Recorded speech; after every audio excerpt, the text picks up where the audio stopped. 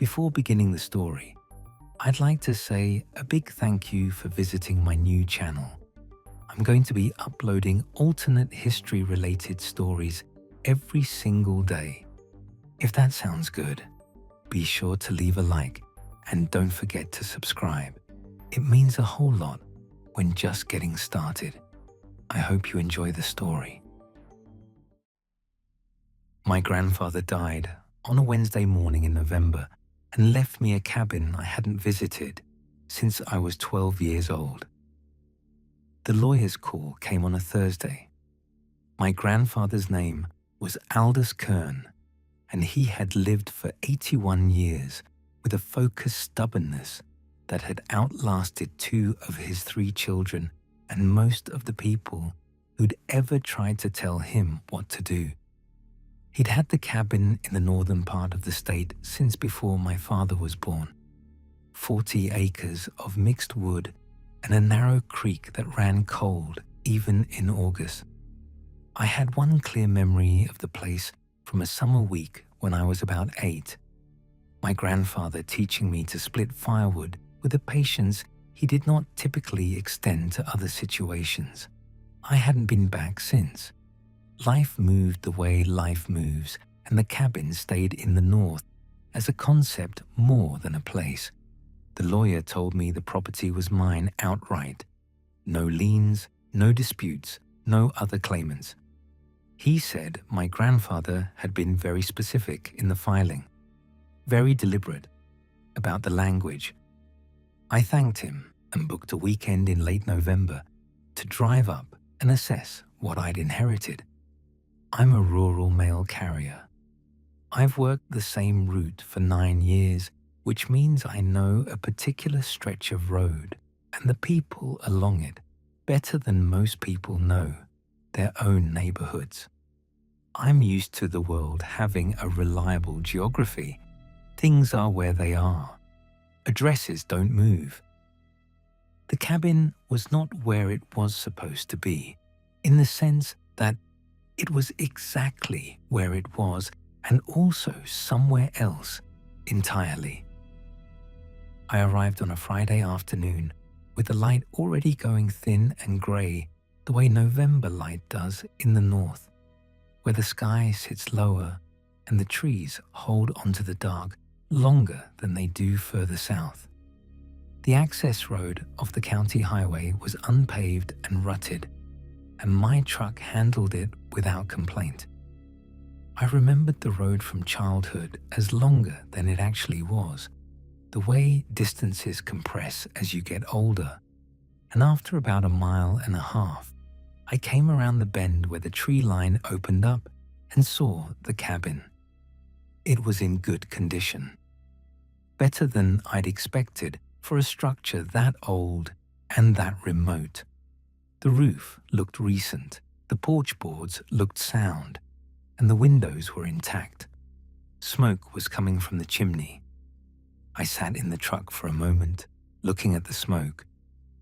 Then I noticed the garden along the south side of the cabin, dormant now under the November cold, but clearly established. The kind of perennial garden that takes years to settle into itself. A woodpile, stacked high under a lean-to shed. A clothesline strung between 2 trees with nothing on it. A child's bicycle leaning against the porch railing. I got out of the truck. A man opened the front door before I'd made it halfway up the path. He was maybe 55, solidly built, dark hair running heavily to grey, wearing a flannel shirt with the sleeves rolled up despite the cold. He looked at me with an expression that was neither hostile nor particularly surprised, the expression of a man who had been expecting a conversation. He wasn't sure how to begin.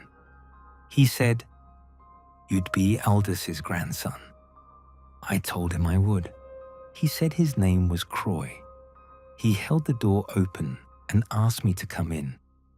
The inside of the cabin was fully inhabited in the way that takes decades to achieve. Not cluttered, not neglected. Lived in, genuinely and deeply. the way a space absorbs a family over a long stretch of time, books on shelves with cracked spines, a kitchen that showed years of actual use, the counters worn smooth at the edges, the cast iron on the stove seasoned dark, children's drawings tacked to the wall near the hallway with a specificity and volume that suggested they'd been accumulating for years.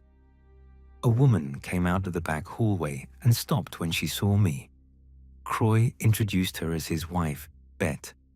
She looked at me carefully and then nodded once and offered coffee in the tone of someone who has processed unexpected situations by doing useful things. I accepted the coffee. The three of us sat at the kitchen table. Croy told me his family had been living in this cabin for 22 years. He said his grandfather had left it to his father, who had left it to him, and that he'd raised his children here, that his youngest was still in school, that this was the only home his family had known for most of his adult life. He said all of this plainly and without defensiveness. He said it the way you state facts you are completely certain of. I told him my grandfather had left the property to me and that the lawyer had confirmed no other claims existed. Croy nodded like that was also true. We looked at each other across the table. He said, "I know how this sounds. I need you to stay the weekend and let me show you some things." I looked around the kitchen, at the drawings on the wall and the cast iron on the stove and the coffee cup in my hands, and I thought about the long drive and the grey November light and the smoke coming from the chimney when I'd pulled up. I told him I'd stay. He showed me the cabin the way someone shows you a place they love, which is to say, he started with the things that mattered most, rather than the things that were most convenient. He showed me a mark on the door frame of the back bedroom where he'd measured his children's heights over the years, pencil lines and dates going back 17 years. He showed me the garden layout his wife had designed, dormant now, but mapped out in a journal she kept on the kitchen shelf. He showed me the repair work he'd done on the roof 3 years ago, pointing up at the rafters and describing the specific problem and how he'd solved it. He wasn't making an argument. He was just showing me what 22 years looked like when it was real. Then he showed me something else. In the back corner of the main room, behind the wood stove, there was a section of the log wall where one of the lower timbers was notched differently from the others. Croy reached into the notch and removed a flat tin box, the kind that might have held cigars once, and set it on the table. He said my grandfather had told him to leave it there. He said the instruction had come about 12 years ago. On one of the last occasions my grandfather had visited the cabin in Croy's timeline. He said my grandfather had been very specific. Put this in the notch, leave it there, and give it to whoever comes up from the other side when the time comes. I asked Croy what he meant by the other side. He looked at me with the steady patience of someone who has had a long time to get used to an unusual piece of information. He said, "I think you probably already know." I didn't open the tin that evening. I'm not sure why. Some combination of not being ready and needing to understand more before I could absorb what the tin contained. I set it on the table and left it there, and instead, I asked Croy to explain what he knew. He didn't know all of it. He'd understood for years that his world and another one were running close together, that the cabin sat at some point of nearness between the two, and that my grandfather had been aware of this for a long time and had spent years quietly working with it rather than against it. Croy said the old man had visited periodically over the last decade of his life, sometimes from the other timeline, sometimes from Croy's. That the visits had been unremarkable to look at, an old man at a cabin in the woods, but that the conversations had been deliberate and careful and pointed towards something specific. I asked him what the something specific was. Croy looked at his hands on the table. He had big hands, the hands of a man who'd done physical work for most of his life, and he looked at them for a moment the way you look at something you're deciding whether to say. He said, "Your father." My father's name was Thomas Kern. He died when I was 9 years old, a February morning, a road that had been treated but not treated well enough. I didn't have many memories of him that I fully trusted, the ones formed before 9 years old, having the soft focus of early childhood, more impression than detail. I knew his laugh from a home video my mother had kept. I knew he'd been a carpenter. I knew he'd had my grandfather's stubbornness, which my mother mentioned sometimes as a fact presented without editorial. In Croy's timeline, the road had been treated better, or the timing had been slightly different, or some small thing had moved in a different direction. Thomas Kern had lived. He'd grown older. He'd eventually sent his son Croy up to the family cabin on his behalf, because Thomas was in his late 70s now, in Croy's world, and the long drive north had gotten harder. I sat in the kitchen of my grandfather's cabin and understood what my grandfather had spent his last decade building toward. Croy called his father that evening. He stepped out onto the porch to do it, and I stayed at the kitchen table with my coffee and listened to the low murmur of his voice through the window without making out the words. Bet refilled my cup without asking and sat down across from me and said, not unkindly, that she thought this was probably very strange for me. I told her that was a reasonable assessment. She said she'd known for years that this moment was coming. She said Croy's father had told them both about it, the outline of what the old man had arranged, and that they'd lived alongside that knowledge, the way you live alongside something you can't change and eventually stop bracing against. I asked her if she thought it was right, what my grandfather had done. She considered that for a long moment. She said she thought it was the kind of thing that was hard to call right or wrong because it sat outside the categories where those words usually applied. She said she thought my grandfather had loved his son and loved his grandson and had found a door that most people never found and had walked through it for reasons that were entirely human, even if the method was not. Croy came back inside.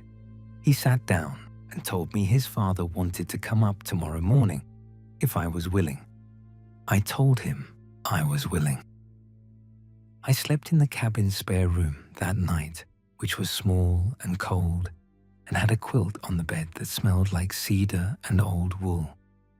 I lay awake for a while, looking at the ceiling and thinking about my grandfather, about the specific character of his stubbornness, about how it had manifested over the years in ways both difficult and admirable.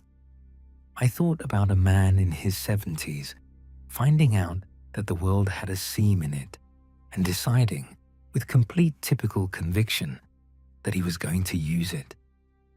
I fell asleep somewhere in that thought and slept better than I'd expected. Thomas Kern arrived at 10 in the morning. He was 78 years old, and he moved like a man who had been strong for a long time and was still mostly strong, but had learned to be deliberate about it. He had a full head of white hair and my grandfather's jaw, and eyes that I recognized from the home video in a way that landed in my chest before I'd fully processed it.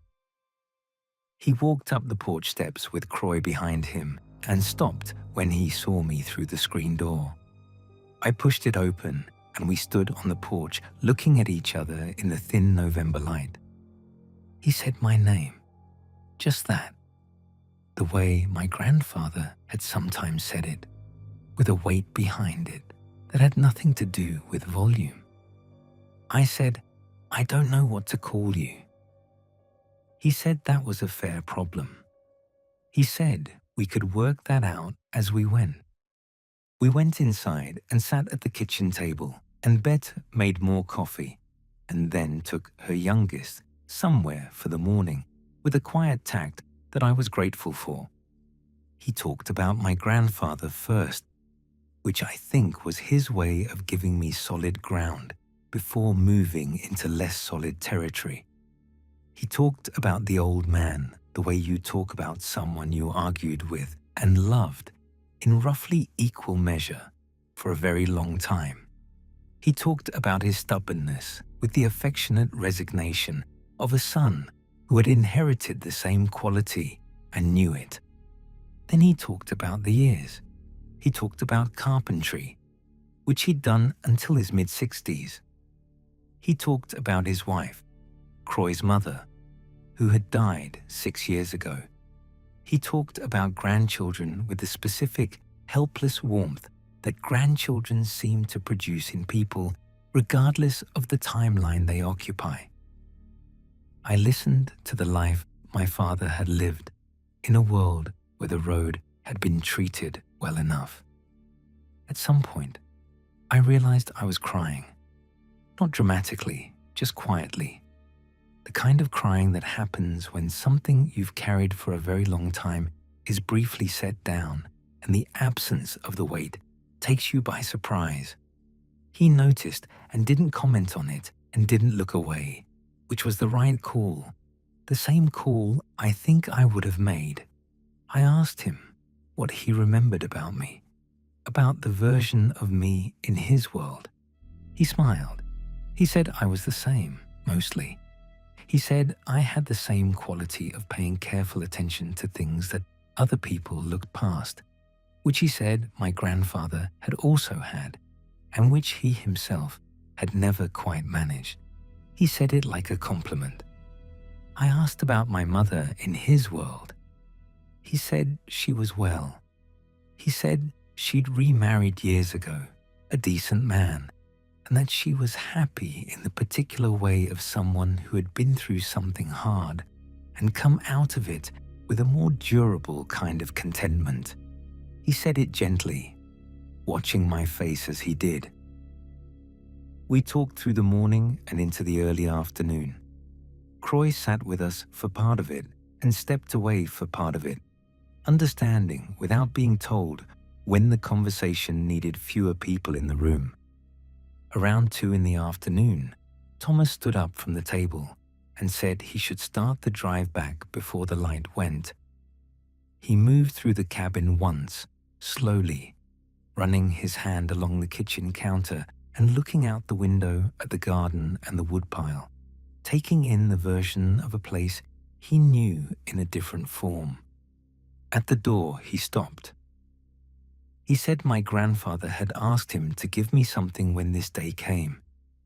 He reached into his coat and produced an envelope, cream-colored, sealed, my name written on the front in the handwriting I recognized from birthday cards, and the occasional letter, my grandfather's deliberate and slightly cramped print.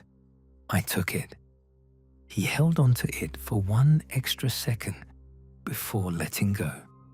He said the old man had given it to him 15 years ago, with instructions to keep it until the right moment, and that he had carried it for 15 years without opening it, which he said had required more discipline than almost anything else he'd managed.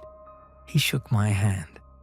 It was a long handshake, the kind that is trying to be several things at once, and he walked down the porch steps and got in Croy's truck, and Croy drove him back down the access road, and I stood on the porch and watched the truck until it disappeared around the bend in the trees. I sat in the cabin alone for a while before I opened the letter. I made coffee. I didn't drink.